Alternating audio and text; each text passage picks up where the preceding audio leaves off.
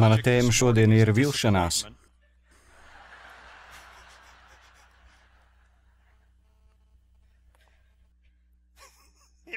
Tas tiešām tā ir. Es biju diezgan maigs. Es mēģināju apbruņot sevi ar dažādiem stāstiem aizkulisēs, bet tas bija visai maigi. Ja jums ir Bībele, atveriet Jēkaba vēstules 1. nodaļu. Ja jums nav Bībeles, tas ir visai apkaunojoši 7. dienas adventistu telts sanāksmē. Tas tiešām tā ir. Jēkaba vēstules 1. nodaļa, es to izlasīšu, mēs pielūksim un tad aplūkosim tēmu, par ko šeit ir runa. Jēkaba vēstules 1. nodaļas 2. pāns. Turiet, mani brāļi, to par lielu prieku, ka jūs krītat dažādās kārdināšanās. Zinādami, ka jūsu ticības pārbaudīšana rada izturību.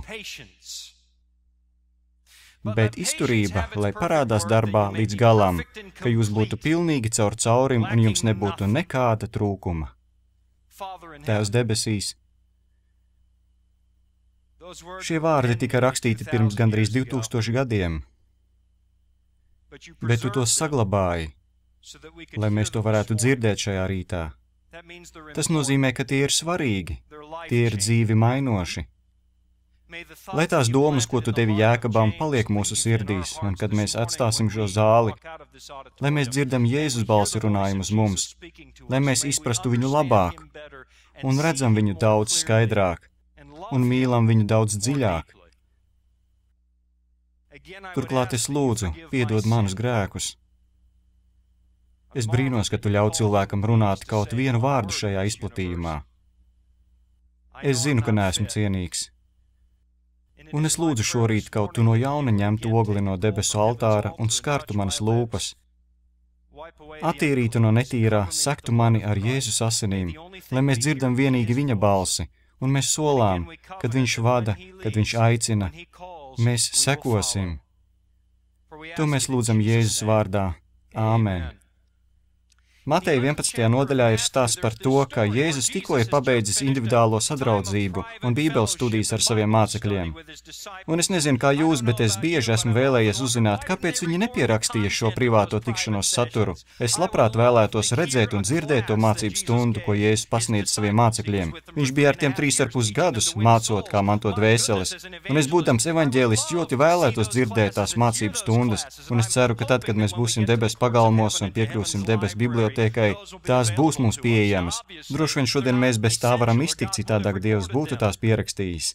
Jēzus ir beidzis individuālās nodarbības ar saviem mācekļiem un ir gatavs doties sludināt, kad pēkšņi uzrodas 2 Jāņa Kristītāja sekotāji un visu priekšā sāk uzdot neērtus jautājumus. Skolotāji, tie saka, vai tiešām tu esi Mesija, vai tiešām tu esi Šailo, vai tiešām tu esi tas, ko mēs esam gaidījuši nākam, vai tomēr mēs esam pieļāvuši milzīgu kļūdu, jo mūsu skolotājs Jānis Kristītājs, ar kuru mēs bijām ilgu laiku kopā, ir cietumā. Viņš pūst cietumā, un tā kā valda Herods, tas noteikti nebeigsies labi. Tas neizskatās īpaši labi. Tu māci un sludini, ka valstība tuvojas, bet viņš ir cietumā. Kas īsti notiek? Vai esam pieļāvuši kādu kļūdu, vai tu tiešām esi tas?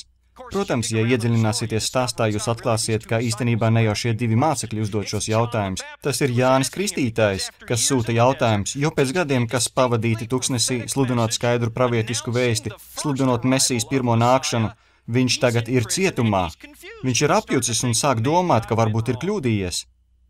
Mateja 11. nodaļa 2. pāns.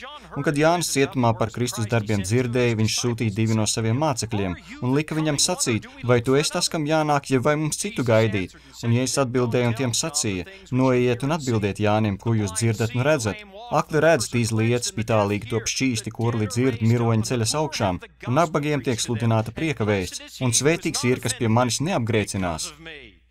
Tas viss. Ne vārda, ka viņš tiks ārā no cietuma, ne vārda par gaidām brīnumu. Tas viss. Tas ir pēdējais, ko mēs dzirdam no Jāņa Kristītāja. Viss. Nav noslēdzošā brīnuma.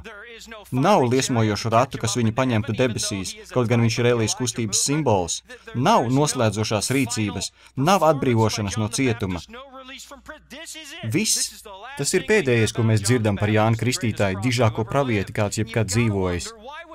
Un jūs brīnāties, kāpēc Dievs to rakstīja Bībelē? Vai tas ir viss? Dižais pravietis ir apjucis un šaubās, viņš ir cietumā. Tas ir viss? Kāpēc, lai Dievs to ievietotu Bībelē? Viens ir skaidrs, Bībele nav reliģiska propaganda.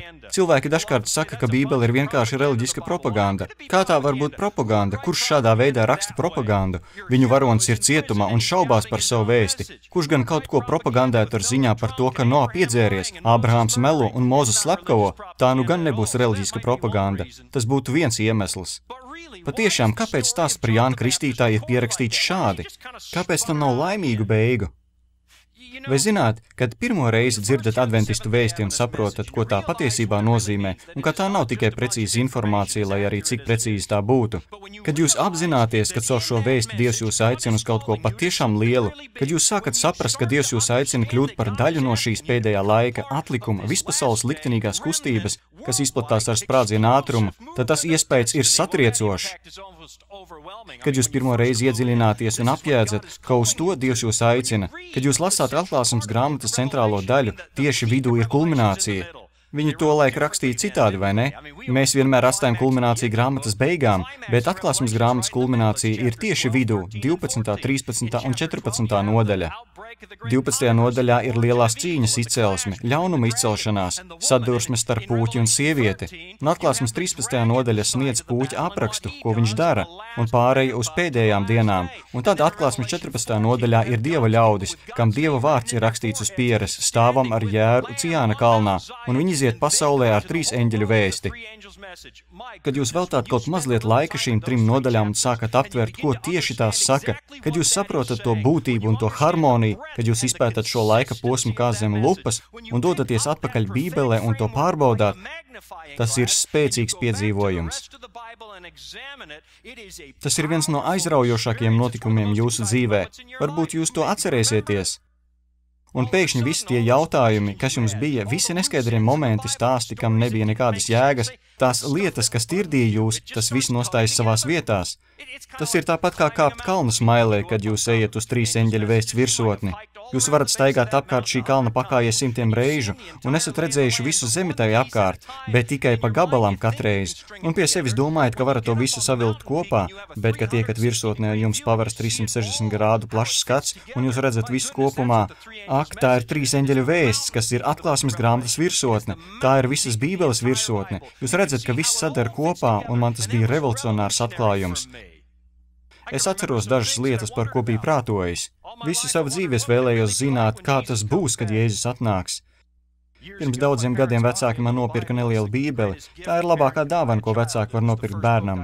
Pirmā grāmata, ko es patiesi izlasīju. Tas nebija nekāds akadēmiskais izdevums, galīgi ne, tas bija pārfrāzējums un diezgan slikts. Man tas joprojām ir plauktā, jo tas man tik daudz nozīmēja. Un es to lasīju, un tā bija tik dzīva, un es lasīju fragmentus par Kristus otro nākšanu. Zināt, 1. korintiešiem 15, 1. tesaloniķiešiem 4, un es nonācu Atklāsmes grāmatā. Redz, viņš nāks uz padebešiem, viņu redzēs katra acs. Es biju tik sajūsmināts, ka bieži ārā spēlējoties, es pacēlu acis uz debesīm, mēģinot viņu saskatīt nākam. Tas bija tik patiesi. Es vēlējos uzzināt visu, ko var uzzināt par Kristus otro nākšanu, visu, ko vien varēja dabūt. Aizgāju pat tik tālu, ka es reiz biju pie kāda mājās un ievērojis plauktā grāmatu par Kristus otro nākšanu, tā gribēju to izlasīt, ka es to nočiepu. Es to nozagu. Mana mamma, kas ir zālē, to dzird pirmo reizi. Es nozagu grāmatu par Kristus otro nākšanu, tas ir viens no tiem mazajiem grēciņiem, bet tik un tā grēks, bet es biju tik izsalcis un vēlējos uzzināt vairāk, un es atvēru grāmatu un sāku lasīt stāstu par Kristus nākšanu, un tas man bija kas pilnīgi jauns. Jēzus nāks un aizlavīsies projām ar dažiem no mums, un tad būs 7 gadus briesmīgu bēdu laiks, kam pa vidu Antikrists lauzīs savu derību ar pasauli, un tad būs 3,5 ļoti briesmīgi gadi, un tad Jēzus pašās beigās nāks ar dzelzs zīzli, un es atgriezos pie savas bērnībā uzdāvinātās bībeles, un nekāda nevar nevarēju savienot šīs lietas. Es nevarēju tur atrast visas tās detaļas, un es brīnījos, no kurienes gan viņi visas tās lietas ir izrāvuši. Tas mulsināja mani. Bet iedomājieties manu sajūsmu, kad 3 eņģeļu vēsts gaismā adventistu evaņģēlists man mācīja par Kristus otro nākšanu. Viņš teica, ka tas ir pavisam vienkārši, kad Jēzus nāks, viņš vienkārši atnāks. Katra acs viņu redzēs, un katra auss viņu dzirdēs. Tā būs cilvēces kulminācija. Tas lika justies lieliski, zināt skaidri, jo patiesība vienmēr ir loģiska. Agrāk es brīnījos, kas notiek, kad cilvēks nomirst. Katru reizi, kad kāds ģimenes loceklis nomira, mana uzvedība bija pati labākā kādas 2 nedēļas, jo man bija tāda sajūta, it kā viņi uz mani skatās, un viņi mani nosūdz patiešo Dievam. Visu, ko es darīju, žviks. It kā Dievs to nezinātu jau no iesākuma, bet man likās, ka tur ir tāda neliela saikne ar Dievu, un ģimenes locekļi ir ļoti ieinteresēti nosūdzēt mani Dievam. Tāda sajūta ilga kādas 2 nedēļas. Iedomājieties manu prieku, kad ar 3 eņģeļu vēsts lupu, tas ir tieši tur 13. pants, kur ir teikts, svētīgi mirušie, kas mirst iekš tā kunga no šā brīža. Tiešām saka gars, lai tie atdusas no savām pūlēm. Viņi atdusas, iedomājieties šo labo vēsti. Man parādīja Ieba 7. nodaļu, kur teikts, ka mirušie nenāk atpakaļ uz savām mājām. Viņi nevēro mani no mana guļamistabas skapja. Salamans saka, ka tie nepiedalās ne pie kā, kas šeit notiek. Ir lieliska sajūta zinot patiesību, ir labi just noteiktību. Es atceros, ko viņa mācīja katehismu klasē. Es tiku vilkts otrdienu vakaros uz nelielu māju blakus baznīcai. Mēs izaugām tradīcijā, kas mācīja, ka Dievs jau no sākuma izvēlas dažus cilvēkus būt glābtiem un citus būt pazudušiem. Tas lēmums ir izdarīts pirms jūs esat dzimuši. Viņi neuzspieda šo ideju, bet tā bija katehismā, un tā mani satrauca. Redzi, viņa mācīja, ka Dievs ir absolūti žēlsirdīgs, kas ir taisnība, un Dievs ir absolūti taisnīgs, kas arī ir taisnība. Bet tad viņi to sadalīja un teica, ka, lai Dievs varētu būt absolūti taisnīgs, viņam jāizvēlas daži cilvēki, ko sūtīt uz elli. Un, lai būtu absolūti žēlsirdīgs, viņš izvēlas citus un sūta uz debesīm. Un tas viss ir izlemts jau sākumā, un es teicu mācītājiem, man tas nepatīk. Ja nu es dzīvoju savu dzīvi pareizi, darīju visu to labāko Dievu priekšā, cik labi varēju, un kad tur nonākšu, viņi pārbaudīs birku manam tēkreklam un teiks, ak vai, nepareizais tēkrekls, jūs dodaties uz elli. Man tas nepatīk, un ja jau es esmu ceļā uz elli tik un tā, tad labāk daru lietas, ko tiešām gribu. Aplaupītu dažas bankas, saminot cilvēkus, rāptos uz augšu, izpatiktu sev. Faktiski es to varētu darīt tik un tā, jo ja es esmu glābts pret savu gribu, es vienalga došos uz debesīm. Es gribēju zināt, vai patiešām esmu starp glābtajiem, bet vienīgā atbilde, ko tas mācītājs man deva, bija: Klaus, Šon, es par to neraizētos. Ja jau tu uzdod šādus jautājumus, tad droši vien ar tevi viss ir kārtībā. Droši vien? Es negribu droši vien. Es apzinājos jau mazotnē, ka cilvēki mirst dažkārt pat agrā vecumā. Faktiski es atceros jau no 8 gadu vecuma, ka man bija sajūta, ka nāve mani vajās līdz pat kapam. Un es nebūšu tas vienīgais, kurš nemirs. Un tagad es ļoti labi apzinājos, ka es nomiršu. Es negribu droši vien. Kādu dienu jūs vedīsiet manu ķermeni prom no kapličas, ieliksiet mani 2 metru dziļā bedrē un pateiksiet dažus jaukus vārdus, ja vien varēsiet kādus iedomāties. Neaiciniet Kevinu. Jūs iesiet atpakaļ uz baznīcu, jums būs viens no tiem mīlestiem, kas adventistiem tik ļoti patīk. Jums būs sacepums un katls ar sēņu, biezeņu zupu un sieru pa virsu. Jūs jau zināt, tas sacepums, kam nav klāta gaļa, bet kas garšo tāpat? Jā, tieši tas. Tad jūs parunāsiet par mani kādas 3 minūtes no vietas, un tad jūs mainīsiet tēmu, kas rīt darāms. Bet es būšu tur tajā bedrē, kur ir pieliekamā kambara temperatūra. Es negribu droši vien. Es negribu droši vien. Pirms jūs metat pirmo zemes sauju uz tā zārka, es negribu droši vien. Es gribu zināt noteikti, tāpēc iedomājieties manu sajūsmu 7. dienas adventistu evaņģelizācijas sapulcē, kur viņi padalījās ar mani tajā, kas ir sacīts 1. Jāņa 5. pantā. To es jums rakstu, lai jūs zinātu, ka jums ir mūžīgā dzīvība, kas tica Dieva dēla vārdam. Tur nav teikts cerētu, nav teikts ticētu, nav teikts justu. Tur sacīts zinātu. Es dažreiz brīnos par cilvēkiem, kas uzauguši 7. dienas adventistu draudzē un saka, mums nav nekādas pārliecības par glābšanu. Ļaujiet man pateikt tieši šeit no priekšas, šī ir tā baznīca, kur es to beidzot atradu.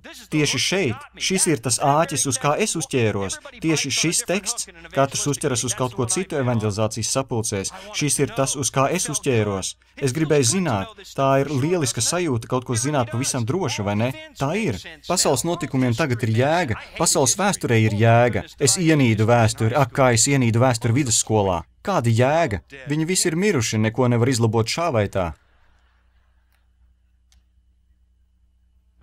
Bībeles pravietojumiem tagad ir jēga, tam visam ir jēga un ir laba sajūta to visu zināt. Bet pēdējos mēnešos un gados es sāku uzdot mazliet citādāku jautājumu. Un es gribu, lai jūs mani uzklausātu, jo tas ir patiešām svarīgi. Kas notiktu, ja jūs pēkšņi pārņemtu sajūta, ka jūs tajā visā esat kļūdījies? Vai tu šo netici? Es ticu pilnīgi visam. 1844. gadam atlikuma vēstī, es ticu tam visam. Bet ja nu jums ir sajūta, ka jūs iespējams esat kļūdījies, ja nu jūsu sajūtas jums sāk teikt, ka jūs esat pieļāvis kļūdu, tā ir iespēja, kas jums būtu jāapsver, jo vīrs, kuru Jēzus nosauc par visu laiku dižāko pravieti, pēkšņi jutās apjucis par Bībeles pravietojumiem. Viņa prāt valstībai bija jau jābūt šeit, jau nodibinātai, un viņam būtu jābūt brīvībā, jāpalīdz to celt, sludinot valstības nākšanu. Viņam nevajadzētu pūt cietumā, viņš ir apjucis, un man Jāņa žēl, jo viņš pat nevar pārbaudīt jaunās derības rakstus, kā mēs to varam. Viņam nav visu rakstu, viņš cietumā nevar izlasīt pantus, kurus mēs varam. Viņš nedzird Jēzus sakā mācekļiem, ka tie tiks vajāti pēc viņa aiziešanas. Viņš nevarēja lasīt pravietojumu par Romas ģenerāļa Titus Jeruzālemes aplenkumu. Viņš nevarēja lasīt par Jēzus ciešanām Ģedzemanas dārzā un par Kristus sišanu krustā. Viņš nevarēja izlasīt neko tādu. Viņš nevarēja izlasīt atklāsmes grāmatā par garo smago kristiešu draudzes ceļu. Viņš neredzēja neko no tā. Viņš nevarēja lasīt neko, ko mēs lasām šorīt no vēstules ebrejiem, to garo ticības galeriju un par visu varoņu ticību, kur pēdējā pantā ir teikts, šie visi ir miruši ticībā, apsolītās lietas nesaņēmuši. Neko no tā viņš nevarēja izlasīt. Man viņa žēl, viņš nevarēja lasīt ebrejiem 12. nodaļu. Tāpēc tad arī, kur ap mums visapkārt tik liels pulks liecinieku, dosimies ar pacietību mums noliktajā sacīkstē, nolikdami visu smagumu un grēku, kas ap mums tinas. Kāpēc šis stāsts ir Bībelē? Kāpēc tas tur ir? 1921. gadā Deivids un Sveja Flodi dzīvoja Zviedrijā. Viņi dzīvo labi, viņi nav bagāti, viņiem ir maza jauka mājiņa, 2 guļamistabas. Ērti, labi darbi. Bet pamazām viņi sāk just diskomfortu par spīti materiālajam komfortam. Vienu dienu Sveja ienāk dzīvojamā istabā un saka, Deivid, es par to nemitīgi domāju, man ir nemierīgs prāts. Par ko tu domā? Visi šie cilvēki mums apkārt pasaulē mirst bez Kristus, nezinot to, ko mēs zinām. Tiem nav, kas mums ir, kamēr mēs šeit ērti sēžam un dzīvojam mūsu ērto dzīvi. Mēs nedarām neko, lai aiznestu viņiem evaņģēliju. Viņš saka, zini ko, Sveja, tas ir dīvaini, bet es domāju tieši par to pašu. Acīm redzot, Dievs mēģina mums kaut ko pateikt. 1921. gadā viņi piesakās par misionāriem, šķiet tā bija luterāņu misija. Un viņi tiek apstiprināti par misionāriem, un tie drosmīgi devās uz Beļģijas Kongo kopā ar 2-gadīgo dēlu. Nonākot misijas stacijā Beļģijas Kongo, viņi satiek Eriksonu pāri. Tā nu viņi tur ir 5, Deivids un Sveja, viņa 2-gadīgais dēls un Eriksona vīrs un sieva. Un no misijas stacijas viņi dodas neapgūtajā zemē un nonāk ciemā, ko sauc Mndlera. Es ceru, ka izrunāju to pareizi, ja šeit ir kāds no Mndleras ciema, lai mani vēlāk palabo. Un tā viņi dodas uz Mndleras ciemu džungļos. 5 minūtes pēc viņa ierašanās viņi saprot, ka tas ne tuvu nebūs tik viegli un ne tuvu tik jautri, kā viņi bija domājuši. Ciema virsētis izmet viņus no ciema, sakot, jūs nedrīkstat šeit būt, un visiem stāstot, jūs neklausieties šo sludinātājus, jo, ja viņi sludina savu Dievu, mūsu gari, ko mēs pielūdzam, radīs mums visādas nepatikšanas. Dažreiz mēs, dzirdot līdzīgus stāstus, pasmēdām, šie tumsonīgie ļautiņi, tik vientiesīgi. Taču es esmu bijis šādās vietās un zinu, ka tas, ko viņa virsēts teica, ir patiesība. Ir kritušie eņģeļi un tie patiesi rada visādas nepatikšanas, kad ciemā parādās Kristus evaņģēlijs. Par to nav nekādu šaubu. Izrādās, ja mēs domājam, ka viņi ir naivi, tad patiesībā naivie esam mēs. Mēs dzīvojam siltumnīcā, rietumu pasaulē. Nelaidiet tos iekšā, gari taisīs problēmas, viņi izmet tos ārā, tiem nav atļauts būt ciemā, nav atļauts sludināt, nav atļauts ciemoties. Viņi dodas pusjūdz ārpus ciema un uzbūvē mālu būdiņu zālēnā pakalnā. Katru dienu viņi mēģina rast kādu iespēju un katru dienu viņus noraida, katru dienu viņi lūdz, kungs, atļauj mums iekļūt šajā ciemā. Vienīgais kontakts, kas viņiem ir, reizi nedēļā mazs zēns no ciema atnes viņiem vistas gaļu un olas. Piedodiet, doktor Dīl, bet tās bija vistas un olas. Atnes vistas un olas, un es nezinu, kā viņi par to maksāja, un virsaids teica puikam, tu dari, ko tev saka, paņem samaksu un žigli prom. Neklausies nevienu vārdu, ko tev teiks, nekādu sakaru. Ak, cik tas ir drosmi atņemoši. Tā nu viņi ir tūkstošiem jūdžu prom no mājām, svešā vietā, ar svešām paražām, svešu ēdienu, svešu valodu. Viss ir svešs, bet viņi dara to un uzupurējas. Dara to dievam. Bet tas nedarbojas. Un beigās viņi saslima ar malāriju. Ar to pietika, lai pārliecinātu Eriksons. Viņi sapakoja mantus un aizbrauca. Tagad palika tikai Deivids un Sveja ar mazo puisēnu. Neilgi pēc tam, kad Eriksona aizbrauca, Deivids un Sveja, kas vēl joprojām ir slimi, sēž savā būdiņā, svīzdami malārijas dēļ. Sveja saka, Deivid, man ar tevi jārunā. Kas tad nu, par ko tu gribi ar mani runāt? Viņa saka, es esmu stāvoklī. Es nezinu, kā jūs, bet ja es vadītu to misijas aģentūru un to dzirdētu, es teiktu, lai viņi brauc mājās. Viņiem ir 2-gadīgs puika, viņi gaida bērnu, viņiem ir malārija, viņi ir vieni paši, partneri viņus ir pametuši. Lai viņi brauc mājās, jūs taču balsot, lai atlaistu viņus mājās, vai ne? Es arī. Katrā ziņā es ieklausītos viņu lūgumā, ja viņi gribētu doties mājās, bet viņi negribēja.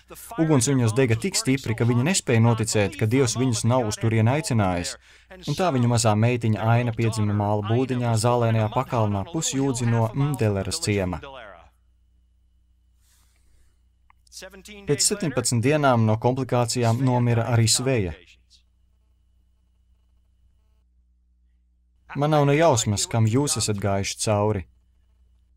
Tāpēc nezinu, vai spējat izprast Deividu. Varbūt varat, es nezinu.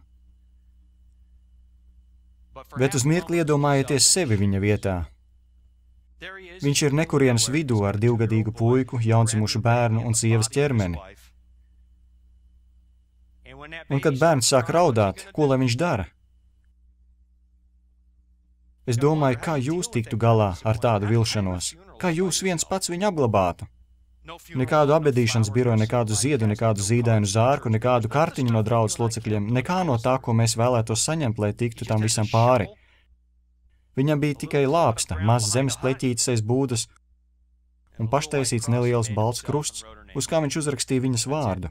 Viss. Kā ar to tikt galā? Patiesība bija tāda, ka viņš arī nevarēja. Viņš to nevarēja izturēt, tas bija par daudz, tāpat kā Jānim Kristītājam, kurš arī sāk šaubīties. Varbūt, ka tas viss bija kļūda. Varbūt man tik ļoti iepatikās šī doma, ka es sev iestāstīju, ka Dievs mani aicinājis uz šejieni. Un tā viņš sakravāja mantiņas, aizbrauca uz misijas centru un atdeva mazāko bērnu Eriksoniem, kuri tur vēl bija. Es nezinu, kā vienam audzināt bērnu. Ņemiet to. Paņēma savu 2-gadīgo puiku un atgriezās Zviedrijā. Kāpēc stāsts par Jānu Kristītāju ir pierakstīts tieši tādā veidā? Es domāju, ka tādu cilvēku dēļ kā Deivids Flots. Varbūt arī to 2 puišu dēļ, ko es pazīstu, kurus, lai aizsargātu viņu identitāti, sauksim par Billu un Stīvu. Viņi vēlējās vadīt evanģelizācijas pasākumu sēriju. Viņi teica, mums ir pārliecība, ka mums kaut kur ir jānotur evanģelizācija. Un izvilkuši karti, viņi izvēlējās mazu ciemu, par kuru neviens, kā mēs to esmu rādījis, nebija ne dzirdējis, ne redzējis. Arī jūs to neatrast uz kartes. Viņi devās uz turieni, darīja visu pareizi, klauvēja pie durvīm, iepazina cilvēkus, dalīja literatūru, noturēja bībeles studijas, pat uzsāka veselīga uztura klases, kaut gan ne Bills, ne Stīvs neko nemācīja pagatavot, pat no pusfabrikātiem nē. Tu varētu nosaukt piededzini savas pusdienas ar Billu un Stīvu, tās bija briesmīgas klases. Svilinot pusdienas, viņi iedomājās uzsākt Elpo brīvi programmu, jo tur bija daudz smēķētāju, un tā viņi īstenoja Elpo brīvi programmu.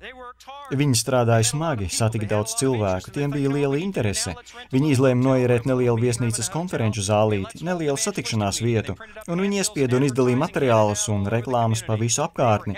Viņiem bija liela ticība, un pienāca evanģelizācijas semināra atklāšanas vakars. Es esmu bijis telpā, kur tas notika, redzēju to ar savām acīm, mazo istabiņu, un viņu lūkšana vieta bija materiāli pieliekamais tanī istabiņā. Un cilvēki sāka pulcēties, viņi bija nobijušies, bet lūdza slēpdamies pieliekamajā, un ik pa laikam glūnēja pa šķirbu. Vai kāds nāk, ak, vai tie pulcēji zāle ir pilna un cilvēki jau stāv pie aizmugurējās sienas? O, Bil, ko mēs darīsim? Stīvi, es nezinu, bet Dievs tikko iečukstēja man ausī. Ko tad? Dievs teica, ka tev jāsludina šovakar. Jocīgi, bet man Dievs to nesaka. Ak, viņi bija tik nobijušies. Visbeidzot, viens no viņiem saņēmis drosmi iznāca ārā, un viņi sāk sludināt. Kādas svētrunas viņi norunāja, viņi sekoja Dieva norādījumiem. Mums nav vietas minējumiem šai darbā, pilnīgi noteikti. Mums ir teikts, kas ir mūsu klausītāji, visām tautām, ciltīm, tautībām un valodām. Mums ir teikts, kas ir mūsu vēsts, atklāsme 14. nodaļa. Mums pat ir teikts, kādā secībā sludināt tēmas. Ja neesat pamanījuši, palasiet praviešu garu mazliet rūpīgāk. Tas tur ir pateikts. Un, kad es to pārņēmu, tad rezultāti bija fantastiski. Viņi to visu izdarīja saskaņā ar plānu Daniela 2, Mateja 24, atklāsmes 13. nodaļa. Mazais raksts, mirušo stāvoklis, atlikuma draudze un pats svarīgākais. Viņi lika Kristus krustu katras vēsts centrā. Tie nebija sausi fakti, tā bija pat tiešām evaņģēlijas sludināšana. Ak, viņi sludināja no visas sirds, un viss noritēja veiksmīgi. Cilvēki nāca atkal un atkal un atkal, un tad pēdējā vakarā viņi nolēma, mums vajag cilvēks aicināt izšķirties. Mums vajag, lai kāds izdara izvēli, un viņi nostājās priekšā, aicināja un uzmundrināja pieņemt lēmumu. Bet neviens pats neiznāca priekšā. Nekā, nulle. Viņi sakravāja mantas un aizbrauca mājās. Protams, kritiķi vīpsnāja. Skeptiķi teica, mēs jau jums teicām, tas vairs nedarbojas.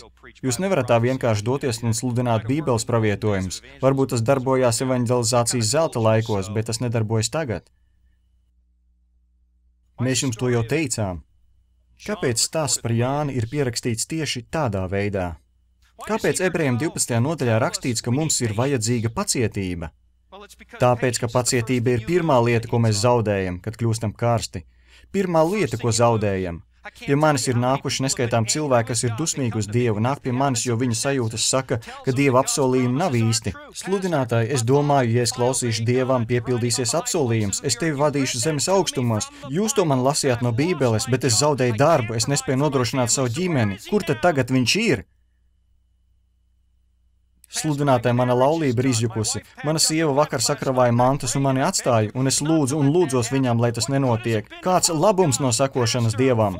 Sludinātāji, man ir 40 gadi, es sāku zaudēt redzi. Ārsts teica, ka būšu akls pēc dažiem mēnešiem. Es neko vairs nevarēšu redzēt. Es vienmēr gribēju savu meitu vest pie altāra. Nu es to nevarēšu, viņa vedīs mani. Kur viņš ir? Es arī esmu tur bijis. Pirms 3 gadiem. Es atzīstos, es biju dusmīgs uz Dievu. Iedomājieties, es veltīju visu savu dzīvi tam, un tagad man jāatstāj mans darbs pašā kulminācijā. Izgāzos IEBA testā, es to atzīstu. Tāpēc Jāņa Kristītāja stāsts ir tur. Jums tas kādā dzīves brīdī būs nepieciešams. Un ja jums tas vēl nav bijis vajadzīgs, tad tas jums būs vajadzīgs. Jums to vajadzēs, es pat domāju, ka tas tur ir ne tikai katram no mums atsevišķi, bet visai atlikuma draudzei. Tā tas ir. Pašreiz ir diezgan viegli būt par 7. dienas adventistu evaņģēlistu.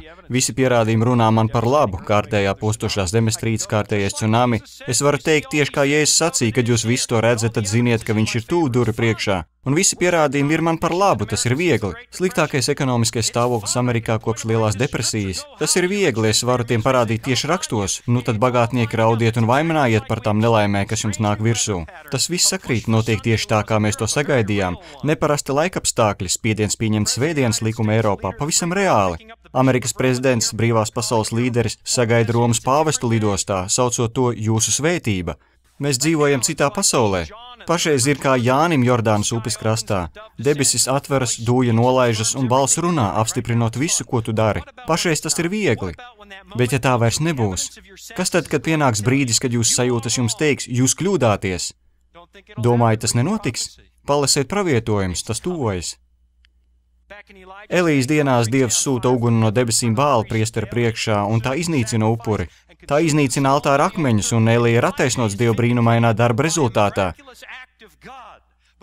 Bet Bībelē Atklāsmes grāmatas 13. nodaļā rakstīts, ka pēdējās dienās otrais zvērs sūtīs uguni no debesīm cilvēku priekšā. Tas, ko liecinās jūsu sajūtas, būs nepareizajā pusē.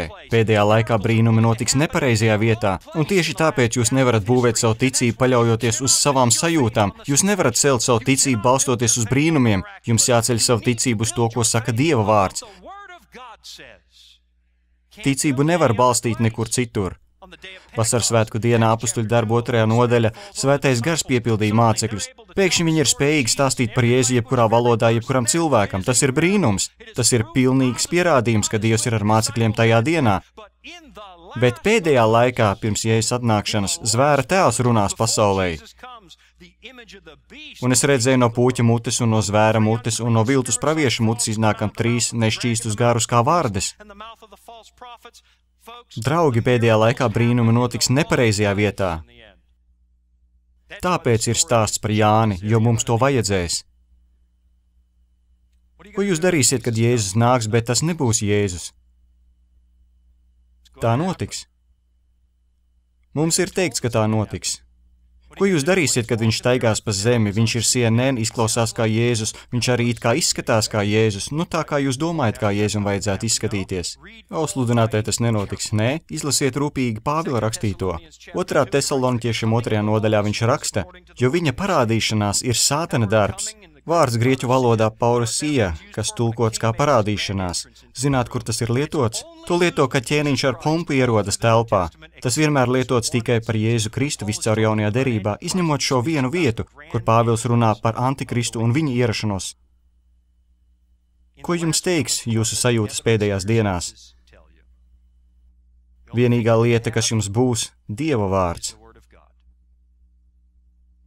Es dažreiz brīnos, kas notiek Abrahama prātā, kad viņš stāv pie alas Makpeles laukā 5 minūtes pirms Sāras apglabāšanas. Kas notiek viņa prātā? Par ko viņš domā, jo viņa sekoja viņam? Gadiem ceļā sekojot Dieva apsolījumiem, tagad viņš stāv pie viņa skapa un viņa neko no tā neredzēs. Visas tās problēmas ar Ēģiptes ķēniņiem, ar Sodomas ielas ķēniņiem, kur bija jāiet un jāglāb viņa brāļa dēls, visas tās lietas, un tagad viņam nav, ko viņai parādīt. Tikai Dieva apsolījums. Par ko viņš domā? Vai viņš atceras dienu, kad pateica ziņu Sārai vēl ūrā? Viņš ienāk virtuvē. Sāra, man ar tevi patiešām ir jāparunā. O, es zināju, ka kaut kas tevi nomāca, es to redzēju. Ak, nē, tas taču nav tāpēc, ka mums nevar būt bērni. Tu taču neiesi. Beidz, galīgi ne tas, bet kaut kas tomēr mani nomāca. Kas tas ir? Es runāju ar Dievu. Ar kuru Dievu, Abraham? Tavam tēvam Teram šķūnītī to ir vairāki. Nu beidz, Sāra, tu taču zini, kurš Dievs. Tas Dievs, kurš runāja ar Ādamu un Ievu pēcpusdienas dzestrumā. Tas, kurš sagrāva Bābeles torni. Tas, kurš deva Noam šķirstu. Tas uz mani runāja. Ko viņš teica? Viņš teica, ka mums jāpārvācas. Tas nav tik traki, Abraham, tur otrā uras pusē ir jaunas celts mazs ciematiņš, un viņiem ir jauka sanākšanas vieta, un dalības maksas tur nav tik trakas, un negluži pārvākties. Mums jādodas prom. Kā tu to domā, kur lai mēs dodamies, Abraham? Man ir visas šolaiku grāmatas un kartes ar visu Kaldejas zemi, un kas ārpus tās tur nekā nav. Tur noteikti ir pilns ar barbaru ciltīm, un es neesmu droša, vai tik viņi nav kanibāli. Kur mēs dosimies? Es nezinu, kur mums jādodas, bet mums ir jādodas prom. Kā ir tagad? Viņš to atceras, it kā tas būtu noticis vakar, un tagad viņš stāv pie viņa skapa. Viņa sieva ir mirusi nereizi neredzot apsolīto. Neredzēja. Viņa atteicās no mājvietas Uras zemē un apmainīja to pret telti tuksnesī. Dažreiz mums šķiet, ka tur Kaldijā viss bija ļoti primitīvs, ka viņi atteicās no vienas telts par labu citai. Tā nav taisnība. Izdarot izrakumus Uras pilsētā atrod 2 stāvu mājas, 4 guļamistabas, iekšā ūdenskrāns. Viņi bija ļoti attīstīti. Viņa no tā visa atteicās, sekoja līdzi viņam tuksnesī, ticot vīzijai, un tagad viņa ir mirusi. Beigās viņam pat nebija kapa vietas, kur viņu apglabāt. Hetieši mēģināja viņam to dot, bet Abrāms nepieņem neko, ko Dievs viņam nedod. Un tā viņš zemi nopērk. Bija jāpērk viņai ala. Bet nu viņam vairs nav nekā. Viss, kas viņam ir Dieva apsolījums. Tas ir viss. Vai esat lasījuši, ko Dievs apsolīja Abrahamam? Tas ir 1. Mūzes 13. Vismaz man tā liekas. Man ir tāpat kā Pāvilam, kurš mēdza teikt, tas kaut kur ir rakstīts. Es tāpat. 1. Mūzes 13. nodaļā ir Abrahamam doti apsolījumi. Cēlies pārsteigā zemi tās garumā un platumā, jo visu, kur tava kāja pieskarsies, es tev gribu dot.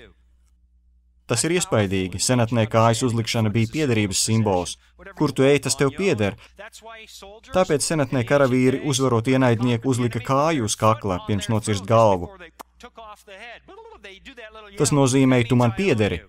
Kājas uzlikšana ir piederības simbols. Tāpēc Ijeba 1. nodaļā, kad Sātans parādās Dieva dēla vidū, tanī debesu sanāksmē, kungs jautāja, no kurienes tad tu nākdams? No ceļojuma un no klejojuma pa visu zemes virsu. Viņš neteica Dievam, ka viņš nāk no pastaigas, viņš teica, es biju uz tās planētas, kuras iedzīvotāji nodeva savu īpašumu tiesības man. Es staigāju pa savu īpašumu, tas ir mans, kājas uzlikšana ir piederības simbols. Tāpēc pravietis Zaharijs ziņo par Jēzus pēdējo nākšanu uz zemi.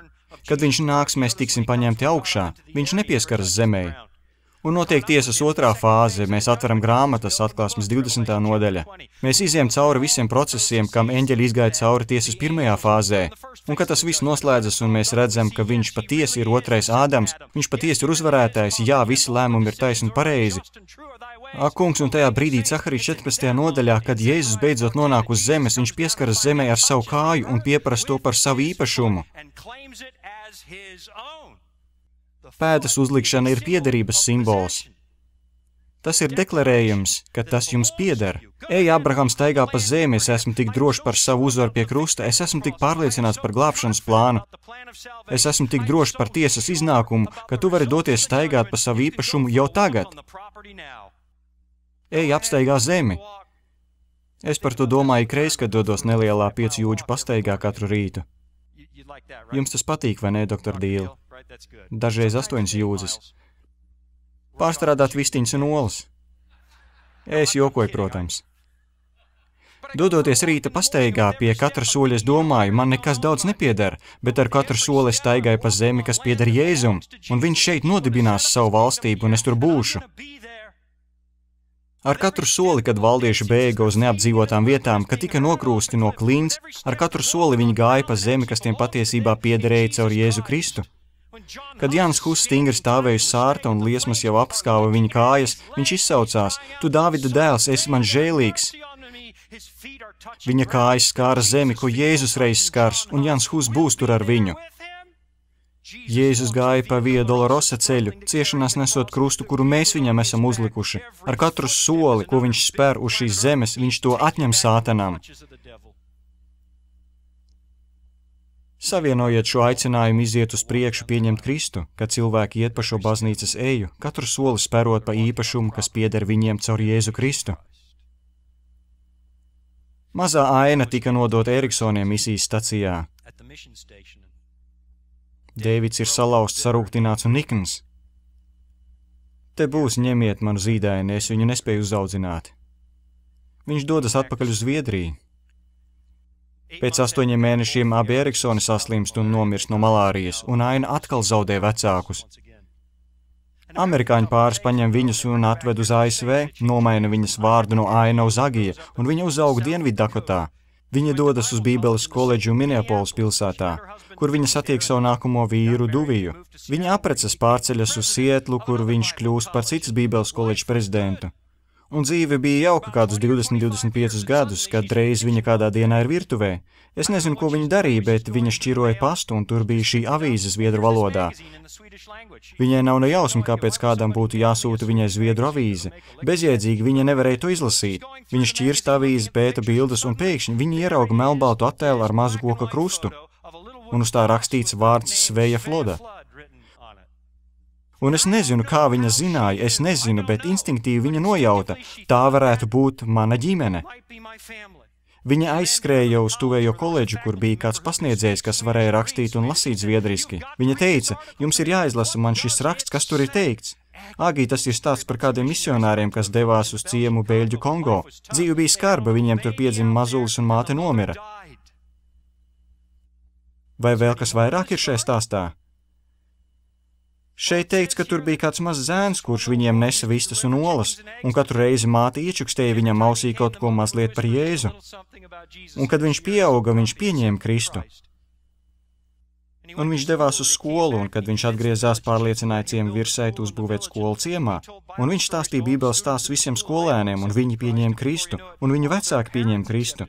Un tikai dažas nedēļas pirms virsētas nomira, arī viņš pieņēma Kristu. Viņš nomira būdams ticīgs, un šodien tur ir 600 kristiešu, tikai pateicoties vienam misionāru pārim. Es nezinu, kā Agija to zināja, bet viņa zināja, ka tie bija viņas mamma un tētis. Viņa zināja, ka tagad jāuzmeklē viņas tēvs, vai viņš vēl ir dzīvs. Daži viņas koledžas biedri viņas 25 gadu kāzu jubilejā uzdāvināja viņai biļeti uz Zviedriju, lai viņa varētu uzmeklēt savu ģimeni. Kad viņa tur nonāca, viņa satika dažādus pusbrāļus un pusmāsas. Tēvs bija vēlreiz precējies, un viņai bija daudz radinieku. Visbeidzot, viņa teica, lai kāds aizved viņu pie tēva. Vai viņš vēl ir dzīvs? Jā, ir. Vai tu gribi viņu satikt? Protams, es gribu satikt savu tēvu. Es viņam gribu pastāstīt, ko Dievs ir darījis, kopš viņš atstāja misijas lauku. O, dari, ko gribi, tikai nestāst tēvam par Dievu, viņš ienīst Dievu. Pat nepiemini viņa vārdu. Agijai bija vienalga. Viņa aizveda viņu uz tēva dzīvokli, viņš dzīvoja virs darbnīcas. Kad viņa tur nonāca, durvis bija atvērtas un tur briesmīgi smirdēja. Viņa atvēra durvis līdz galam, bet tur bija draza un netīrība un tumš iekšā. Tur bija kāds izdēdējis vīriešu ķermenis, sakņupis gultā, ar alkohola pudelēm visapkārt pa grīdu. Kad acis bija apradušas ar tumsu, viņi izsaucās: Papu, tā esmu es! Viņš tumsā pagriezās, un es nezinu, kā viņš zināja, bet viņš raudo teica: Aina, man ir ļoti žēl, es negribēju tev atdot prom, tikai es zinu, papu. Viņa nosēdās uz gultas, pacēla viņu un apskāva. Es zinu, ka tu nespēji izturēt. Viss tagad ir kārtībā, jo Dievs parūpējās par mani.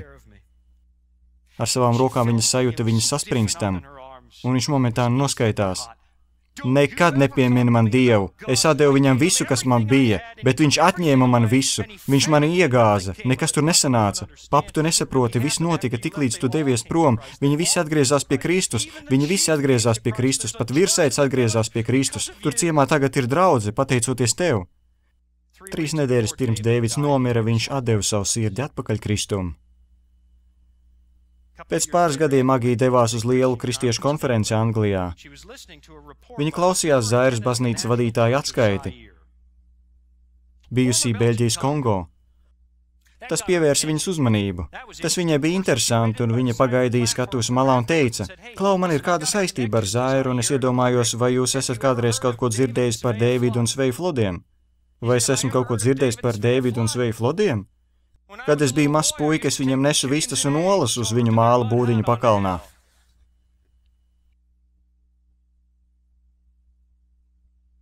Būs vajadzīga pacietība.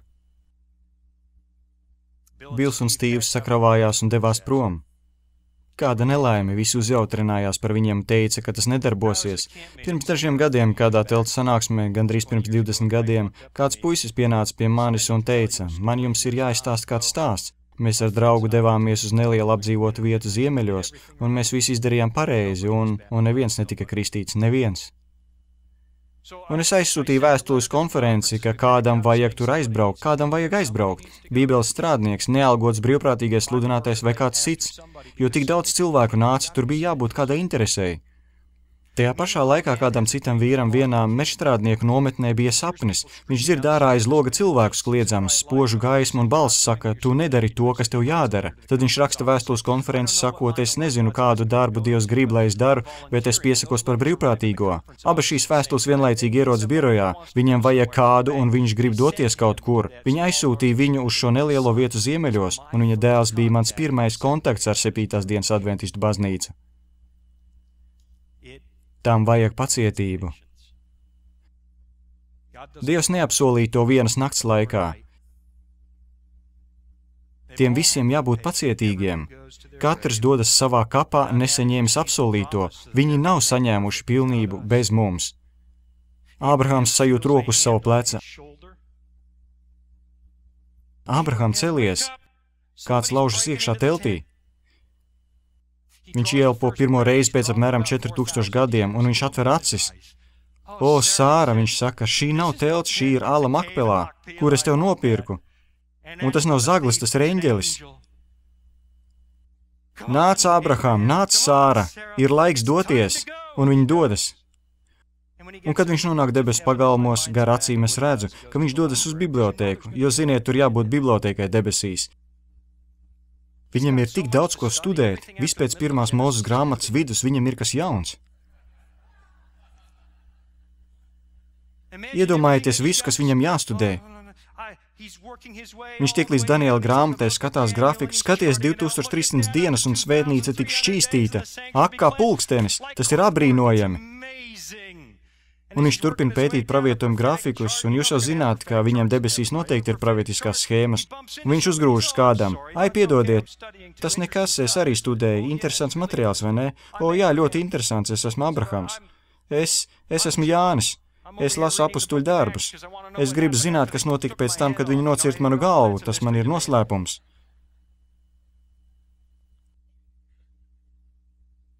Un Abrahamam tā stāvot, viņš sajūt roku uz pleca. Viņam pat nav jāatskatās, viņš pazīst viņu tik labi. Ābraham, man prieks tevi redzēt. Es ilgi to gaidīju. Es arī, kungs, es arī.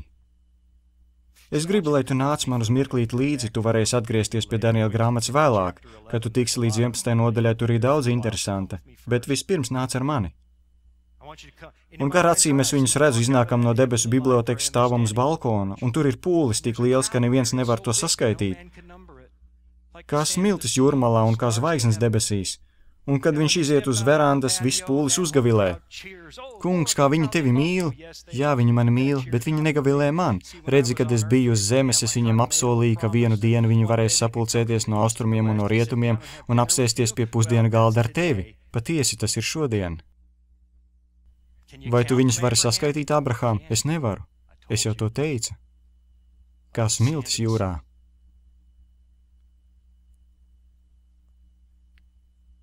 Ko tad, ja jūs esat piedzīvojuši vilšanos? Nezaudējiet pacietību. Nezaudējiet ticību.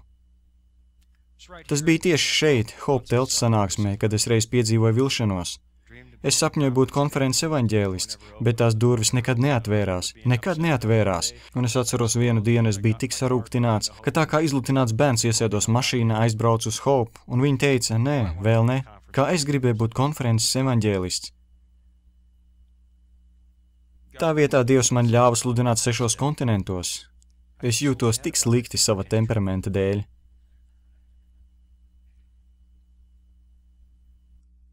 Jūs esat kādreiz cietuši. Stāviet uz Dieva apsolījuma. Tas tiešām ir pareizi. Viņš jūs neiegāzīs. Debesu Tēvs. Šeit mēs esam pēc daudziem gadiem uz šīs planētas ar rētām viscaur mūsu sirdīs un dvēselēs. Nožēlā par lietām, kuras mums nevajadzēja darīt, par vilšanos, ko esam piedzīvojuši. Kad mūsu sajūtas vedina domāt, ka mūsu ticība ir nevietā, velc mūs sev tuvāk. Atgādini mums savus apsolījumus. Un nāc drīz, kungs Jēzu. Āmen.